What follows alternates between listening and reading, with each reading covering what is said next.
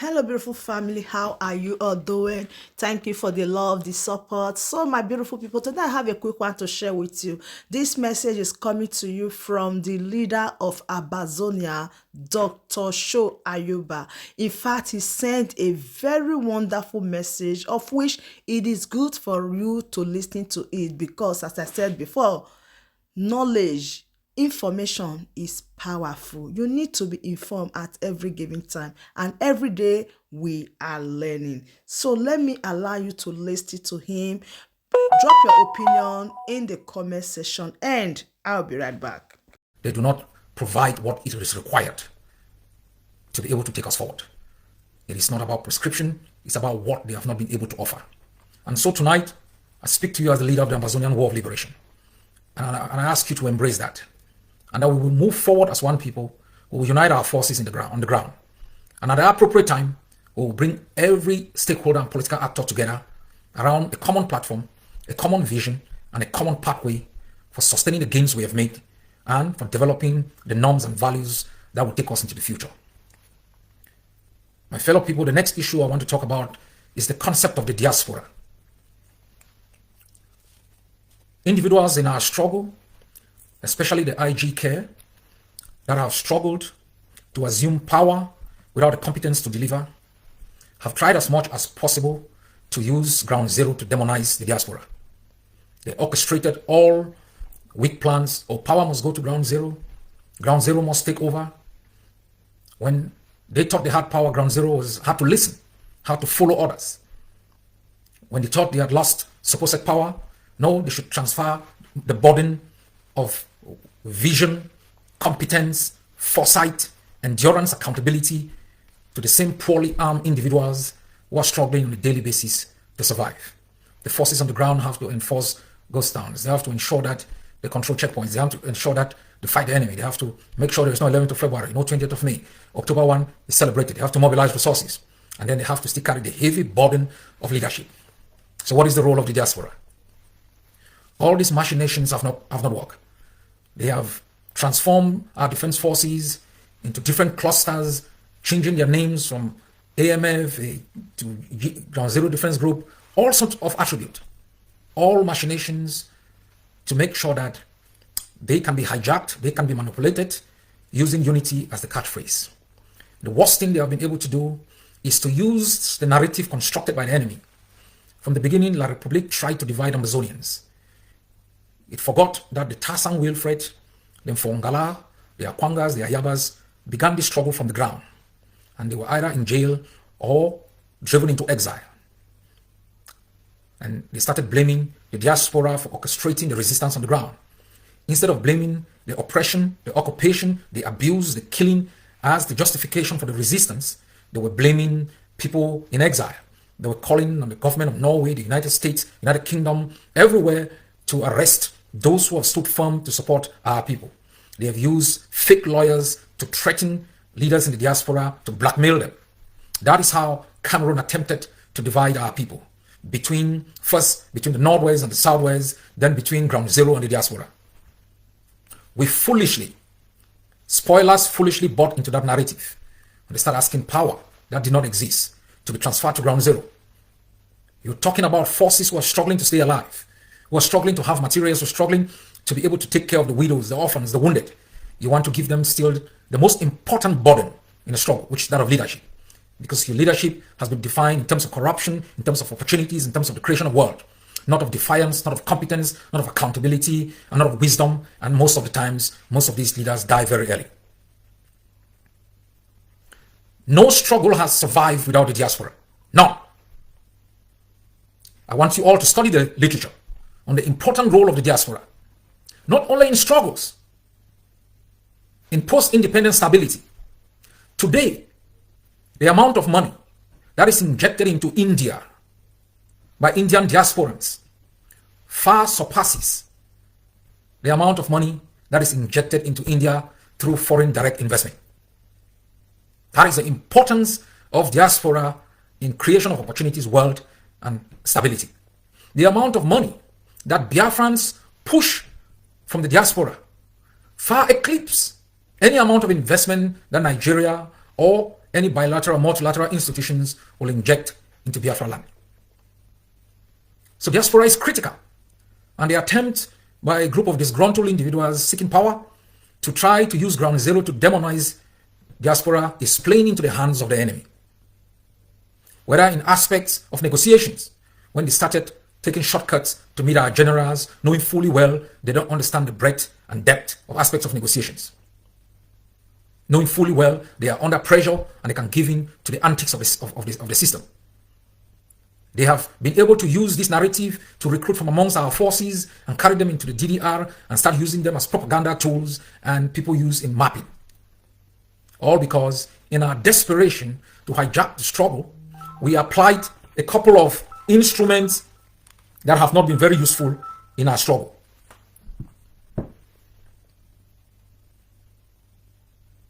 My fellow people, the Ambazonian liberation struggle will not survive without the effort of our diasporan communities.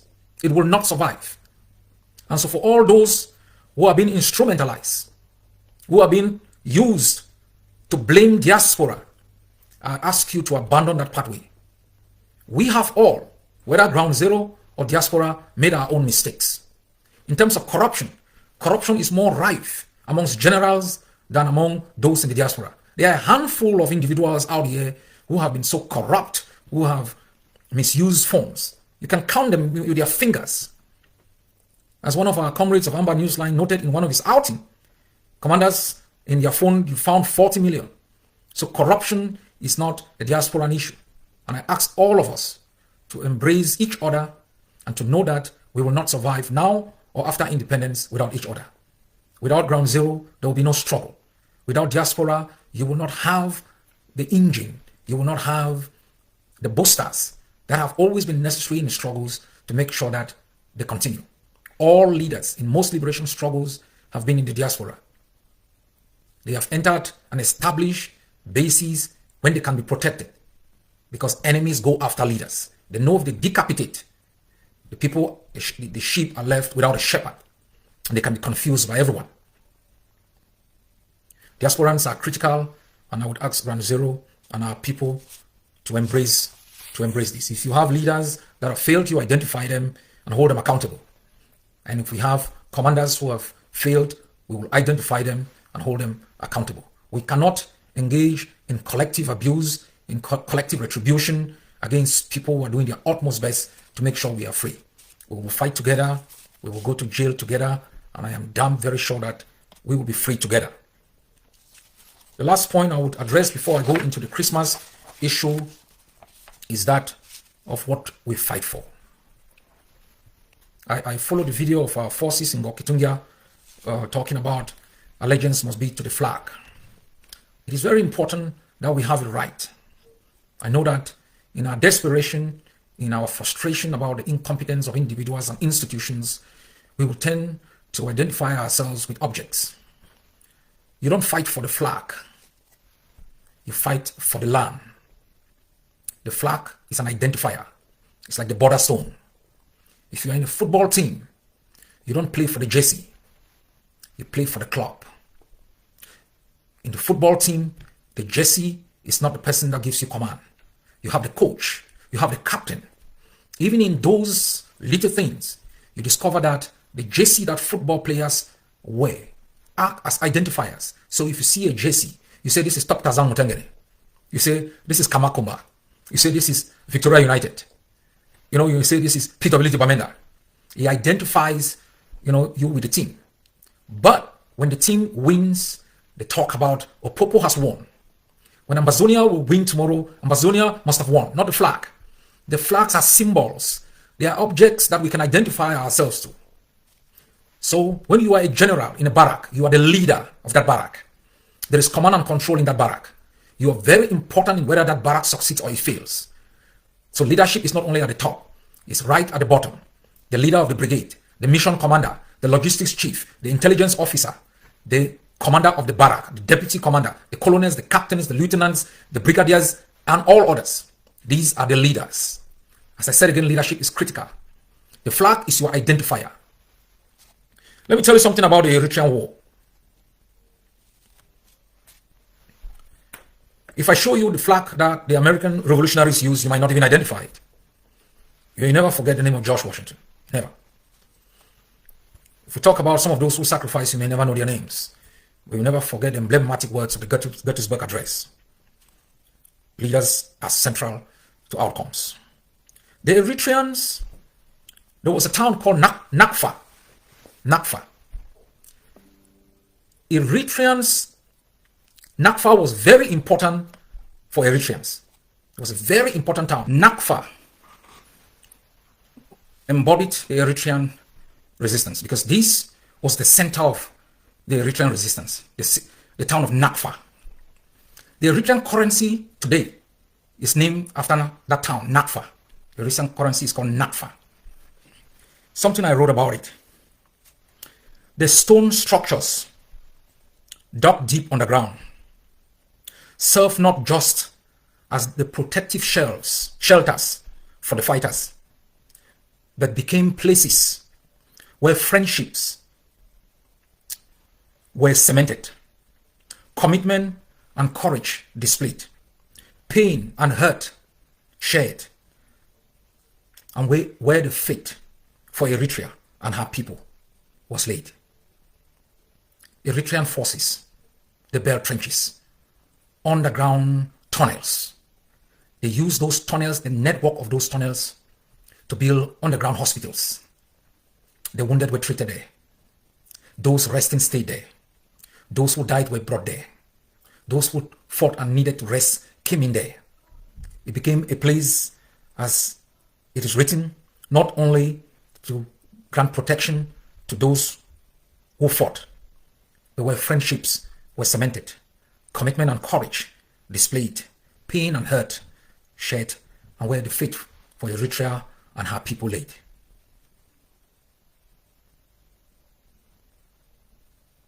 That is what united the Eritrean people. Nafta was the first liberated city. The Eritreans fought. They fought. They never touched Asmara. At one time, when there was a change of government in Ethiopia, the government of the Dike turned itself to be a communist government because it needed the support of the Russians. The Russians came in with jets, bombers, all forms of support, training. Thousands and thousands of troops were poured. Hundreds and hundreds of thousands were poured. Nakfa survived. The Ethiopians could not dislodge the Eritreans from Nakfa. I asked the ADF commanders once, how many trenches do you have? How many tunnels have you dug? How many times do you train per month? This is the level to which we must reach to define ourselves as those committed in our struggle. Excitement alone, hysteria alone will not free Ambazonia. Dogged commitment, competence, and hard work to be for independence alone will not free our country. To raise the flag will not give us freedom. Competence, dedication, sacrifice. And I ask the Supreme General of the ADF, what is your daily routine? And this goes to all forces. The job is hard. It's not a joke. It's not about carrying an AK-47. It's a mindset. It's leadership. If forces in the barrack don't train 20 days a month, they will not be ready. If they get up in the barracks, they don't dig tunnels. A tunnel that can lead from Bamenda into Batibo. If they don't dig tunnels from barrack to barrack, if they don't build trenches and booby trap everywhere to make sure the enemy cannot ply our street, we haven't started. We need our own Nakfa. We need a place the enemy cannot tread, cannot walk in, cannot patrol.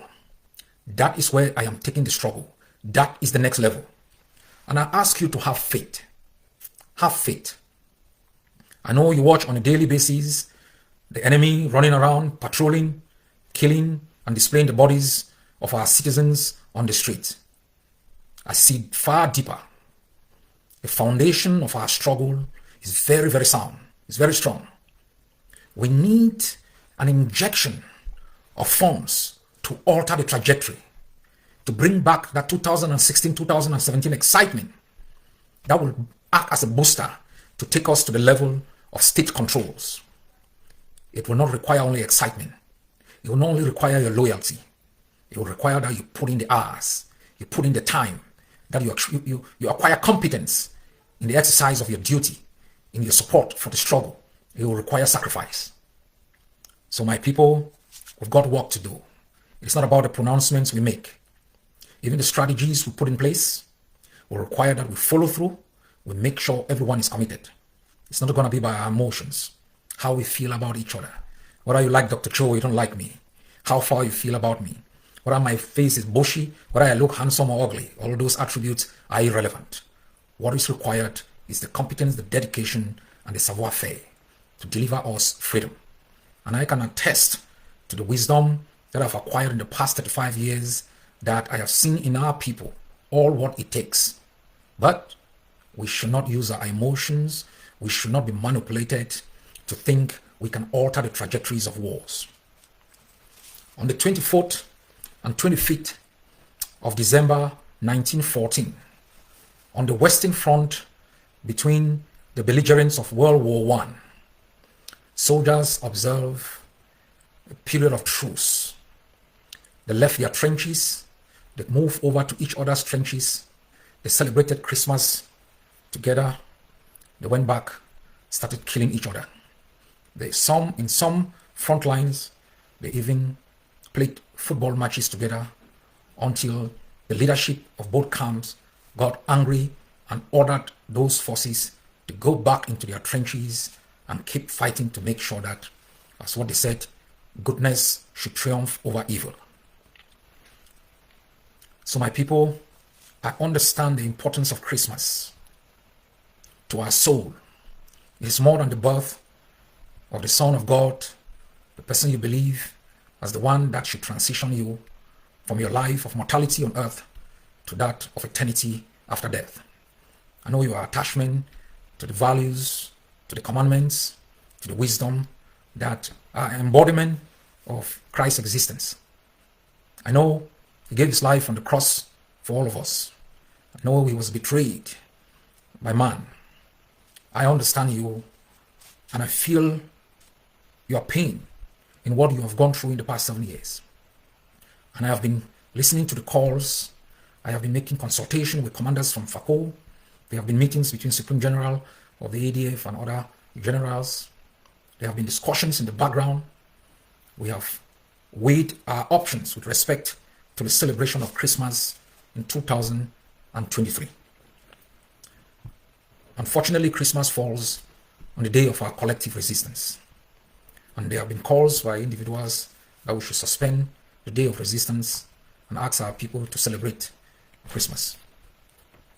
I think there is some wisdom behind these calls, but let me lay down a couple of markers why this is suicidal, why this is not the time, why this is very dangerous. In the past 4 years, Cameroon has made it a duty to destroy the day of collective resistance. Cameroon has known that 1 day per week, Ambazonian civilians engage in collective rejection of occupation and collective embrace of freedom in independence. The Cameroon government has realized that on that day, even their occupiers stay at home. It is the day, 1 day, that everyone, haters and lovers of our freedom, respect. It is the day of shame for Cameroon. It has done everything possible to undermine it. It has reached out to some individuals in our struggle to call it off, to suspend it. It has used diplomats to put it on the table as an aspect of negotiations. It has used coercive actions through brutality, locking up of shops of our traders. It has used fake bike riders. It has invested a lot of money in buying bikes and used its military as bike riders to undermine the ghost town. It has done everything possible, fake taxi drivers. It has used women, different groups to attack for 7 years. they have not succeeded. Because ghost towns are not only days of collective resistance, it's a spirit. It's a spirit in the Ambazonian people that reminds them of the pain they have gone through under Cameroon. It's a spirit that reminds us of the tragedies of families that have lost loved ones. It's a spirit that reminds us of the deprivation of liberty of thousands of Ambazonians locked up in prison. This is a sacred day for our people. And while I understand the importance of Christmas, if we survive this period, you will have so many other Christmas.